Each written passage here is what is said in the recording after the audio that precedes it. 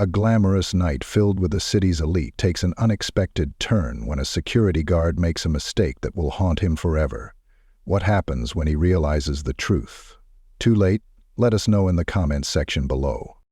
Olivia Carter stepped out of the sleek black town car with effortless grace, her deep emerald dress hugging her curves as if it had been crafted just for this moment. The event had been advertised as the corporate gathering of the year, an exclusive VIP gala for the industry's most influential minds. And tonight, Olivia Carter wasn't just a guest, she was the reason half the room had shown up. But as she approached the grand entrance of the Hilton Sapphire Ballroom, the first thing she noticed wasn't the towering, gold-plated chandeliers visible through the glass doors, nor the way the soft jazz music floated through the air, setting the tone for an evening of wealth and power.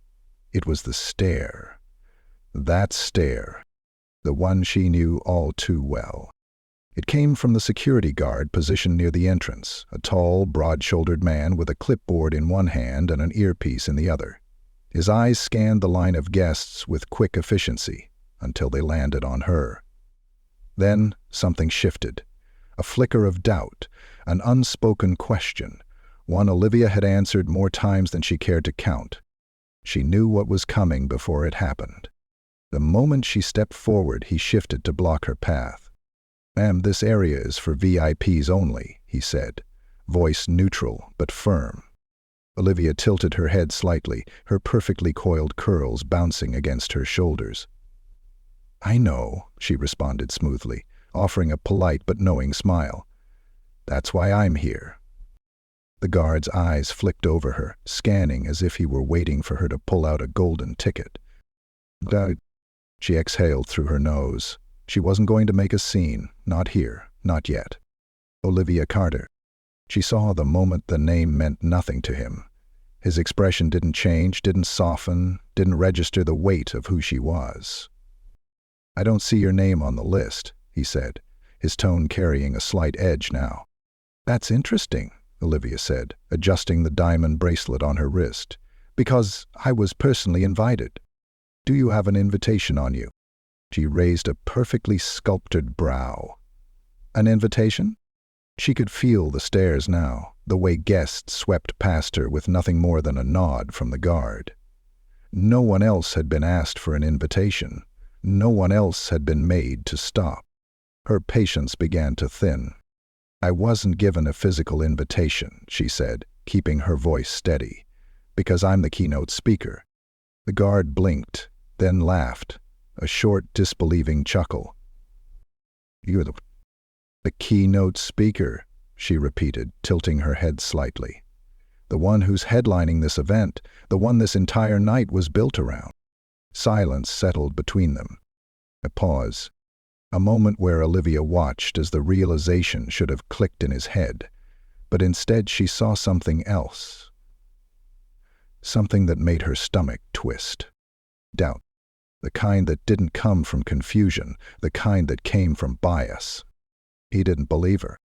She saw it in the way his eyes scanned her again, from the expensive gown to the jewelry to the perfectly manicured nails.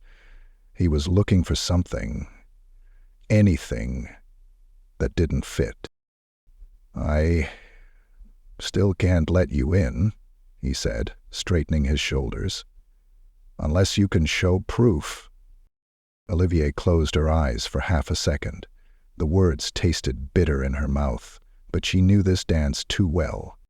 "I suggest," she said, her voice now carrying that edge, "that you call whoever is in charge, because I assure you, if you keep standing in my way, you're going to regret it." The security guard's lips tightened, and for a moment, she hoped, he'd realize how deep he was digging himself into a hole. But then he did the worst thing possible. He gestured toward the back of the line. "You're gonna need to step aside, ma'am." The words cut. The sting wasn't in their sharpness, but in their casualness. Like he'd said them 100 times before, like this was just a policy, like he wasn't actively humiliating a woman whose face was literally on the event's press release. A slow, cold anger crawled up Olivia's spine. She could make a scene. Right here, right now. She could raise her voice, demand justice, demand that he recognize her worth, demand that he acknowledge the blatant racism dripping from this interaction. But she didn't. Because Olivia Carter wasn't just a black woman in a designer dress trying to get into a party. She was someone who understood power. And right now, his was nothing but an illusion. So, instead of arguing, instead of fighting, she did something that threw him off balance entirely. She smiled. Not the kind that was warm and inviting. No, the kind that told him he had just made the worst mistake of his life. And without another word, she turned on her heel, pulled out her phone, and made the call that would flip this entire event on its head. What the security guard didn't know, what he would find out all too soon, was that Olivia Carter wasn't someone you dismissed. Not now, not ever. And in less than 10 minutes, he was going to realize just how badly he had messed up. The moment Olivia Carter walked away from that security checkpoint, the clock started ticking on a mistake that couldn't be undone. The guard, whose name tag read Brent Wallace, watched her go with a smug sense of satisfaction, adjusting his stance as if he had just done his job well. But that satisfaction didn't last long, because barely 5 minutes later, the ripple effect of his decision hit like a wrecking ball. Inside the ballroom, the atmosphere was electric. The city's top executives, entrepreneurs, and media moguls gathered under the golden chandeliers, sipping champagne, engaging in the polite, shallow networking that kept the corporate world spinning. On the far end of the room, near the stage, Elliot Ramsey, the CEO of Ramsey Global Investments, the night's biggest sponsor, was deep in conversation with board members when his phone buzzed. At first, he ignored it. Then it buzzed again, and again. Annoyed, he pulled it from his pocket and glanced at the screen. His assistant's name flashed across it, along with a message that made his blood turn to ice. "You need to fix this. Now. Olivia Carter is locked outside. Security won't let her in." Elliot barely read past Olivia Carter. His head snapped up, his normally composed demeanor flickering with panic as he scanned the room. "Where's Olivia?" he asked abruptly, interrupting one of the board members mid-sentence. A woman next to him furrowed her brow.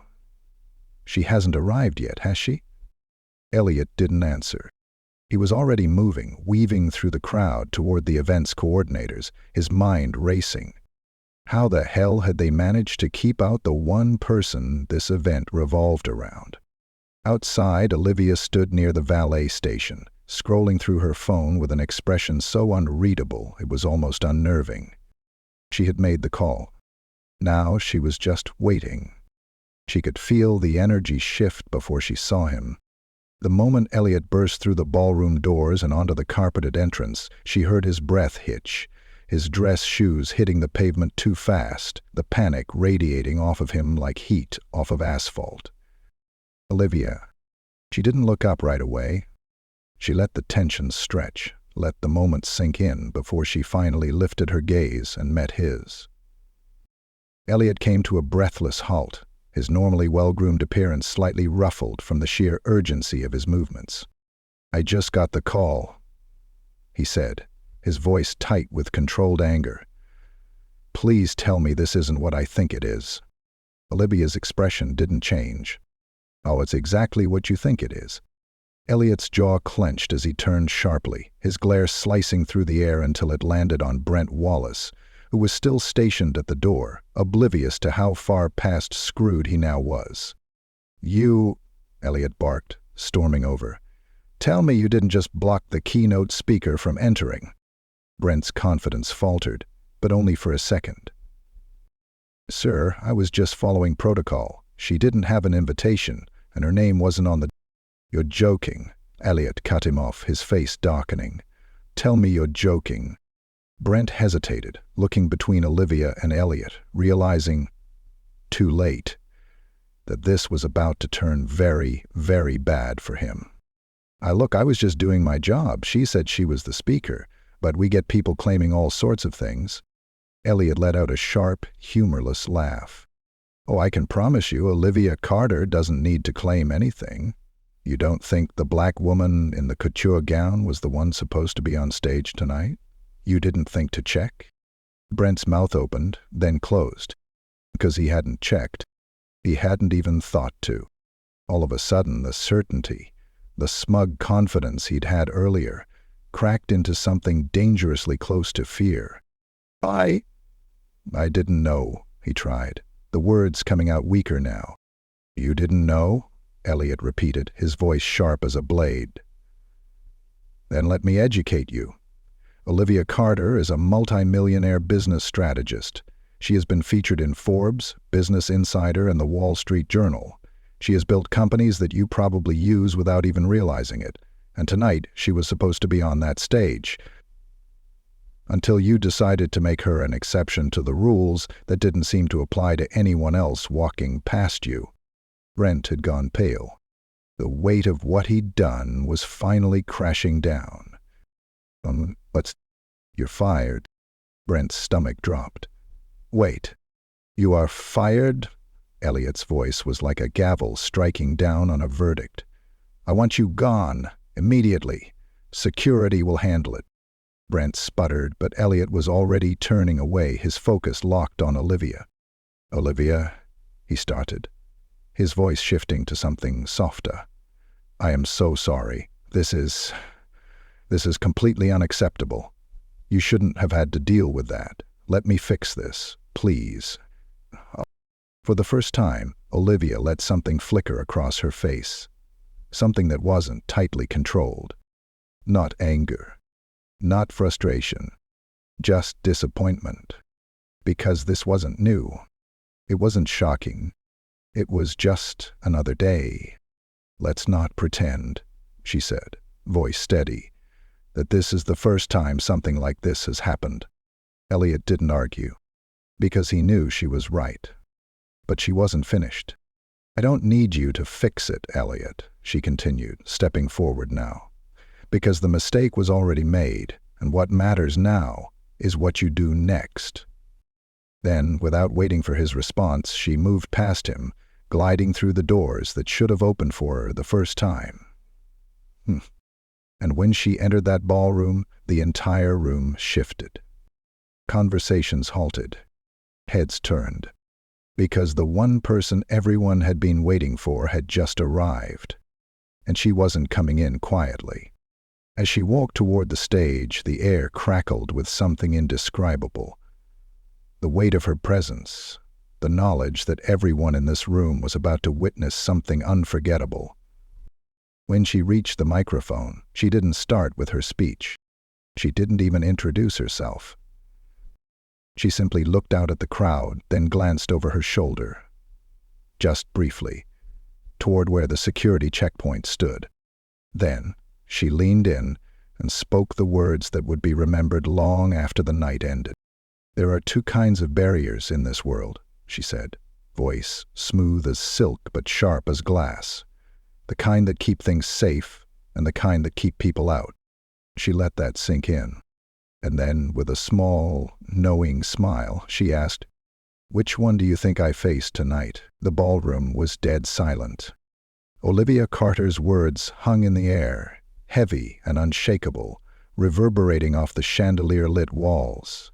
The audience, composed of corporate elites, CEOs, and industry pioneers, shifted uneasily in their seats.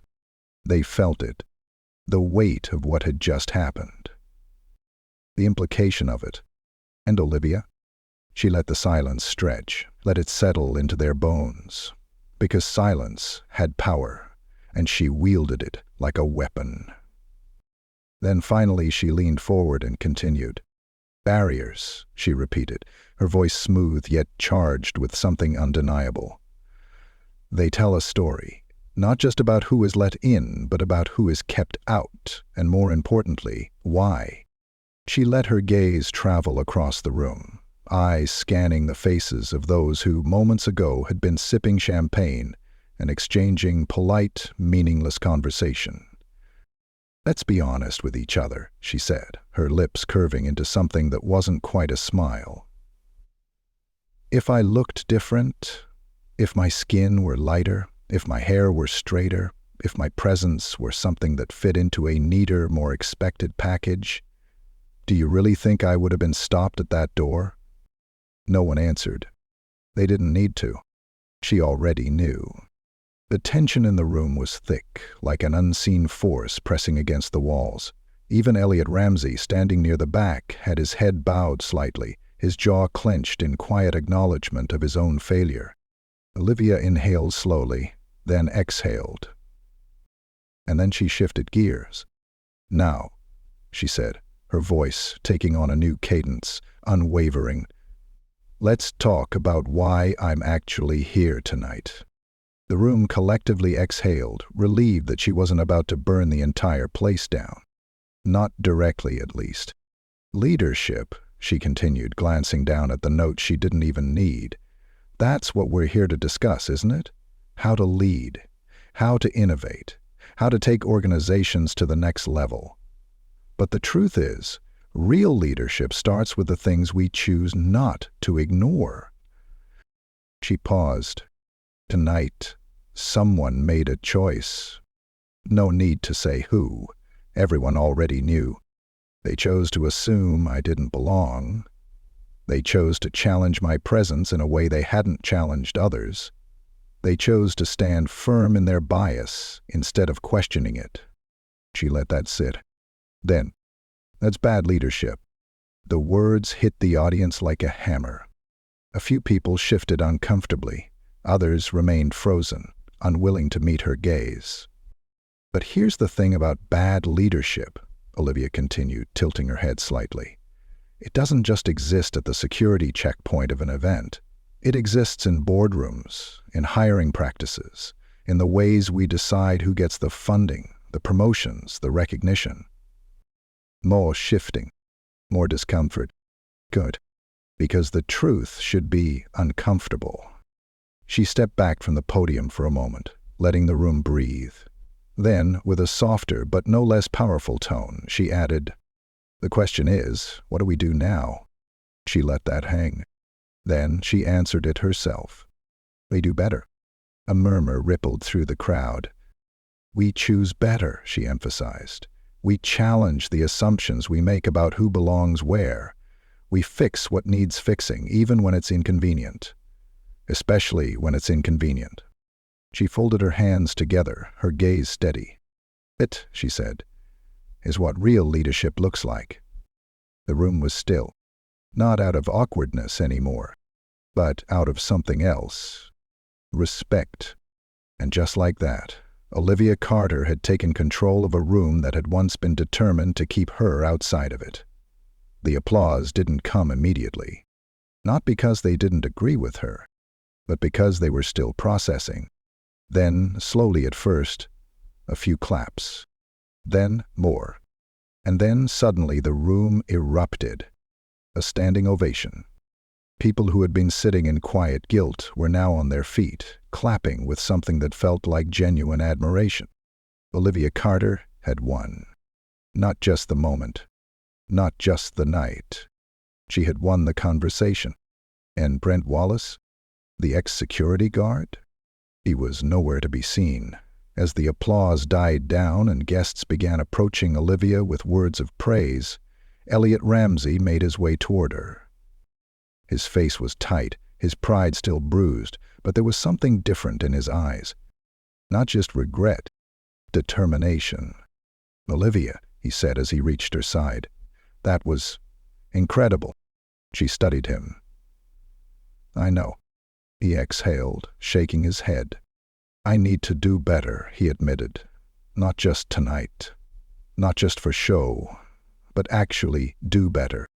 Olivia arched an eyebrow. "And?" Elliot nodded toward the stage. "Would you be open to sitting down with me, consulting with us on how to make some real changes inside the company?" Olivia considered it, and then, with a slow, knowing smirk, she extended her hand. "Now you're speaking my language." Elliot took her hand, shaking it firmly. And just like that, something shifted. Not just at that event, but in the mindset of the people running it. As the night wound down, Olivia Carter stepped outside, inhaling the cool night air. She had come here expecting to speak. She hadn't expected to make history. But then again, she should have. Because when people like her were underestimated, they didn't just prove people wrong. They changed the game.